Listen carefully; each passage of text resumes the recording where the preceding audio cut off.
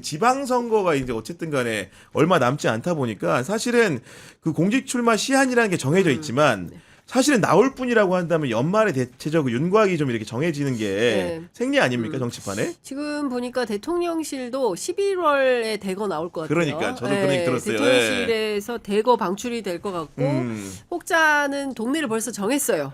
나는 어디로 간다. 나는 어디로 간다. 이렇게 정해졌고 그 12월까지 갈지 아니면은 그 전에 한 11월쯤 마무리가 될지 모르겠는데 11월, 12월. 그러니까 찬바람이 불면 대거 방출이 예상이 된다라는 겁니다. 근데 이제 관련해가지고 무슨 저 강원도 강원도 지난주에 도민과의 있었던 대화 타운홀 미팅. 거기서 타운홀 미팅에서 김진태 지사 발언 기회를 안 줘가지고 논란이 되고 있는데 관련해서 관권 선거다라고 야당에서는 비판을 하고 주장하고 있는데 나왔죠. 근데 사실 그것은 대통령과 도민들 간의 어떤 격의 없는 대화의 장이거든요. 지난번에 뭡니까 강릉시장. 가뭄 때문에 갔을 때는 그때 김진태 도지사가 충분히 발언했거든요.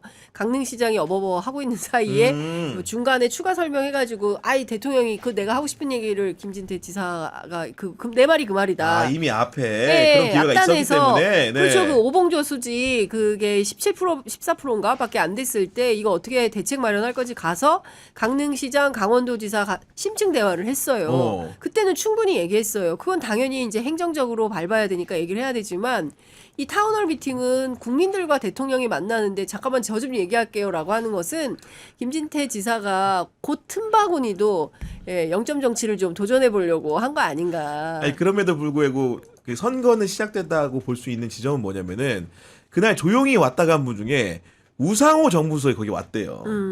실제로 직접 발언은 하지 않았지만 왔다 갔고 당연하죠. 그 김윤덕 이제 국토부 장관이 어떤 얘기를 했냐면은 우상호 수석이 저를 보자마자 삼척 강릉 고속철도 구간이 너무 저속이어가지고 강원도는 그걸 바르게 놓는 게 1번이라고 말씀하시더라. 반드시 하겠다 이런 거야. 그러니까 이재명 대통령이 거기에 대해서 웃으면서 그분이 강원도라서 그런 거 같은 대로 또 받았어.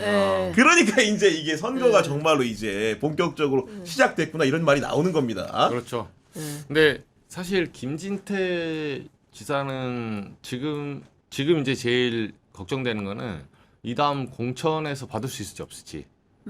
강원도에서 그렇죠. 김진태 지사는 고민이 많아요. 이미 지금 의심도 받는 사항들도 있잖아요. 솔직히. 네. 왜냐면 이거는 이제 강원도 같아도 지금 이게 장동혁 체제로 갔을 때 김진태 지사 같은 경우는 이번에 계엄내란 사건 때도 보면 목소리를 내는 거 살짝 빠져 있거든요.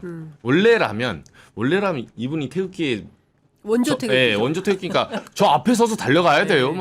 뭐 예를 들면 이게 무슨 계몽령이다. 오히려 한남동 집회에는 나경원, 김기현이 아니라 김진태 지사가 서 있어도 무방할 정도의 장면인데 안 나타나잖아요. 그걸 왜냐면 이준석하고 연동설도 있었고. 그래서 김진태 지사가 머리가 굉장히 좋은 사람이거든요. 제가 봤을 때는 지금 이 판이 계엄 내란에 뒤집어 썼다가 이거 끝장난다고 보는 거예요. 그래서 1, 2, 3월에 끼어들지 않아요. 거기에 뭘 묻히지 않습니다. 딱 묻힌 건 딱 하나인데 시도지사 홍준표랑 오세훈 같이 모일 때. 그럴 때만. 그때만. 무더기로 안전할 때. 그때만. 제가 그때 프레스센터 왔을 때 만났거든요. 만났는데 뭐 별 얘기도 안 해요. 무슨 이게 뭐 이 계엄이 계몽령이다 내지는 탄핵 반대한다 이런 얘기도 잘 안 해요.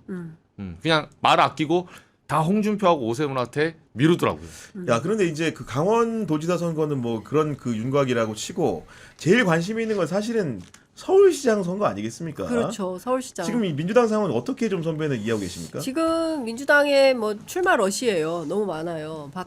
박주민 의원, 그다음에 전현희 의원, 장경태 의원 같은 경우는 지금 그 서울시당위원장이에요. 그렇죠. 네. 그래서 가장 적극적으로 캠페인을 준비하고 있다라는 얘기가 들리고 그뿐만이 아니라 경우에 따라서 조금 위험하다 싶으면 김민석 총리 설도 있어요. 사출까지 사출 나오고. 얘기까지도 나오고 그래서 서울시장을 둘러싼 더불어민주당 후보군은 차고 넘친다라고 얘기를 할 수가 있을 것 같고요.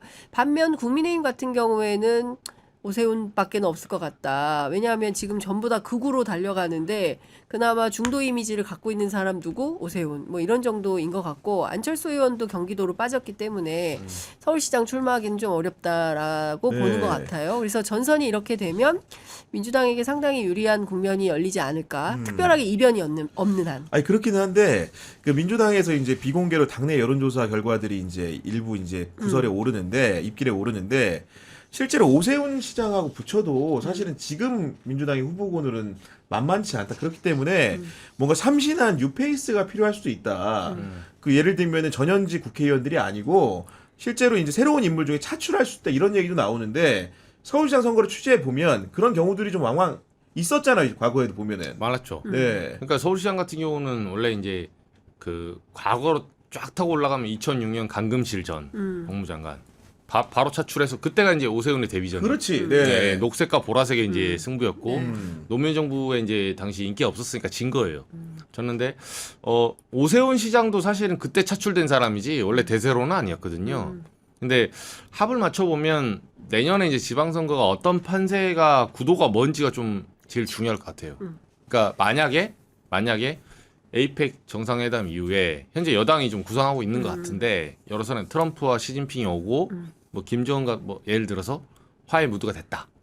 근데 그 여파가 잘 돼서 뭐 트럼프가 뭐 그 자리에서 갑자기 김정은과 평양을 날아갔다. 근데 이재명 대통령이 합류해서 3자회담을 했네. 예를 들어서요. 예를 들어서 제가 소설을 써본 겁니다. 11월에 하고 12월에 김정은이 뭐 서울 답방을 했다. 예를 들면 그럼 서울시장 끝난 거죠.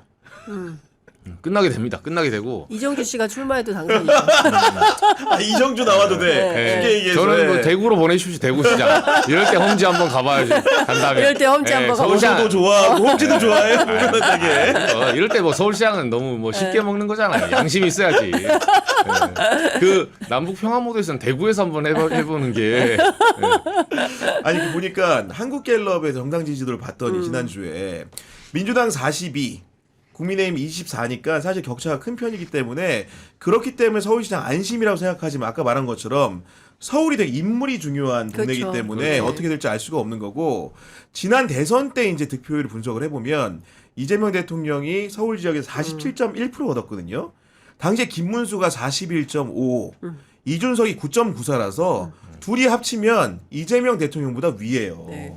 그렇기 때문에 안심할 수가 없는 겁니다. 이제 이게. 서울은 늘 스윙부터 지역이에요. 그렇죠. 그러니까 왜 도대체가 이길 수가 질 수가 없는 선거를 왜 지지라고 보면 인물 경쟁력에서 밀릴 때가 많아요. 그러니까 지난번에 개항을 해 이재명 후보가 국회의원 후보로 출마를 하고 송영길 당시 국회의원 후보가 서울시장 출마하고 뭐 그랬었던 문제들에서 보아하더라도 아마 역대 최저로 낙선했을 거예요. 그렇습니다. 송영길 후보가. 왜냐하면 인천 사람 송영길 서울 왜 오냐. 이거 하나로 끝난 거예요. 당시에 제가 그 서울 지역의 전 구별로 25개 구별로 쭉 살펴보니까 고르게 다졌어요. 고르게. 그리고 표차가 제일 많이 나는 데가 오히려 그 호남 베이스가 많은 뭐 강서구라든가 이런 데가 굉장히 많이 졌다. 근데 이유가 뭘까? 인물 경쟁력인 거죠. 예, 그래서 그 민주당에서 지금 뭐 저요저요 하고 있는 분들이 꽤 많은데, 근데 서울만 그런 것은 아니에요. 경기도도 난리예요. 그렇습니다. 경기도도 네. 지금 뭐 그 들리는 소문을 종합해 보면 김용민 의원, 김병주 의원, 이현주 의원, 추미애 의원 한 타스 정도 돼요. 그죠. 예, 그래서 굉장히 많은 분들이 지금 그 경기도지사 출마를 희망을 하고 있고. 그리고 이재명 대통령이 행정을 통해서 이렇게 승승장구해 온 터라 봤기 때문에 더 그래. 그쵸, 예. 다음 대선 하려면 그쵸. 일단 행정 경험을 한번 해야 된다라는 그 좀 묵계가 생겼어요. 그래서 너도나도 지방선거 출마 러시가 이제 이어지는 것 같고 내부 경쟁에서 어떻게 될지는 모르겠지만 저는 중요한 건 내년에 지방선거 앞두고 내년 2월 요때 실제로 가장 중요한 시대 정신이 뭐냐가 될 것 같은데 경제 민생이 화두다. 맞아요. 라고 하면 그 코스피 5천 시대가 열리면 좋은데 그게 안 되거나 아니면 경우에 따라서 세수 부족 문제 그래서 국가 부채가 늘어나거나 뭐 이런 방식이 되면 서울의 경우에는 경제와 민생을 잘하는 사람이 들어가야 돼요.